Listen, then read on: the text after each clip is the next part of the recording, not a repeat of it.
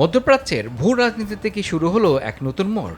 যে অঞ্চলে দশকের পর দশক মার্কিন সামরিক উপস্থিতি ছিল ক্ষমতার প্রতীক, সেই উপসাগর থেকে এখন উঠছে উল্টো প্রশ্ন, মার্কিন ঘাঁটি কি এবার বন্ধ হওয়া উচিত? চমকে দেওয়া এই বিতর্কের কেন্দ্রবিন্দু সংযুক্ত আরব আমিরাত। দেশটির শীর্ষ শিক্ষাবিদ এবং নেতৃত্বের ঘনিষ্ঠ পর্যবেক্ষক আব্দুল খালেক আবদুল্লাহ প্রকাশ্যে বলেছেন, আমিরাতে থাকা মার্কিন ঘাঁটিগুলো এখন আর কৌশলগত সম্পদ নয়, বরং একটি বোঝা। শুধু তাই নয়, তিনি সরাসরি প্রশ্ন তুলেছেন, আমিরাতের কি এখনও নিজেদের নিরাপত্তার জন্য আমেরিকাকে প্রয়োজন আছে?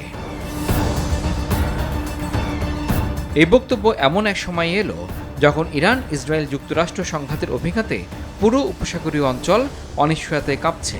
আর এখানেই তৈরি হয়েছে বড় প্রশ্ন, যে মার্কিন ঘাঁটিগুলো নিরাপত্তা দেওয়ার কথা, সেগুলো কি এখন ঝুঁকির উৎস হয়ে উঠছে? বিশ্লেষকরা বলছেন, বিষয়টি শুধু সামরিক উপস্থিতি নয়, এটি আস্থা সংকটের ইঙ্গিত হতে পারে। কারণ যুদ্ধের পরিসংখ্যান বেশ ভয়াবহ। শত শত ব্যালিস্টিক ক্ষেপণাস্ত্র, হাজারের বেশি ড্রোন হামলা, ক্রুজ মিসাইল, সব মিলিয়ে আমিরাত এমন নিরাপত্তা চাপের মুখে পড়েছে যা কয়েক দশকে দেখা যায়নি। যদিও অধিকাংশ হামলার প্রতিহত করা হয়েছে, তবুও আবুধাবি, দুবাই সহ বিভিন্ন শহরের গুরুত্বপূর্ণ অবকাঠামো ক্ষতির মুখে পড়েছে। আর অর্থনৈতিক ধাক্কা সেটিও কম নয়। শেয়ার বাজারে $120 বিলিয়ন বেশি বাজার মূল্য উধাও, হাজার হাজার ফ্লাইট বাতিল, দুবাইয়ের রিয়েল এস্টেটেও বড় ধস। ফলে প্রশ্ন উঠছে, মার্কিন সামরিক উপস্থিতি কি নিরাপত্তা বাড়িয়েছে, নাকি আমিরাতকে সরাসরি সংঘাতের লক্ষ্যবস্তু বানিয়েছে? আরেকটি বিষয় পরিস্থিতিকে আরও গুরুত্বপূর্ণ করে তুলেছে। মধ্যপ্রাচ্যে যুক্তরাষ্ট্রের অন্তত 19টি সামরিক ঘাঁটি, যার মধ্যে 8টি স্থায়ী। শুধু আমিরাতেই 3,500 মার্কিন সেনা, আল দাফরা বিমান ঘাঁটির মতো গুরুত্বপূর্ণ স্থাপনা রয়েছে। যদি আমিরাতের মতো ঘনিষ্ঠ মিত্র এই উপস্থিতি নিয়ে প্রশ্ন তোলে, তাহলে কি অন্য উপসাগরীয় রাষ্ট্র একই পথে হাঁটবে?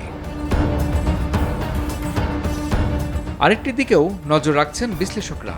আব্দুল খালেক আবদুল্লাহ সরাসরি বলেছেন, বিদেশে ঘাঁটির বদলে আমিরাতের দরকার অত্যাধুনিক অস্ত্র ও নিজস্ব প্রতিরক্ষা সক্ষমতা।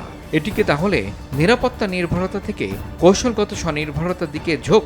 যদি তাই হয়, তবে এর প্রভাব শুধু আমিরাতে সীমাবদ্ধ থাকবে না। সৌদি আরব, কাতার, বাহরাইন সবখানে নতুন করে প্রশ্ন উঠতে পারে। সব মিলিয়ে প্রশ্ন এখন একটাই, মিত্ররাই যদি মার্কিন ঘাঁটি নিয়ে প্রশ্ন তোলে, তাহলে মধ্যপ্রাচ্যে কি বদলে যাচ্ছে আমেরিকার ভূমিকা? ইমরুল হাসান, RTV।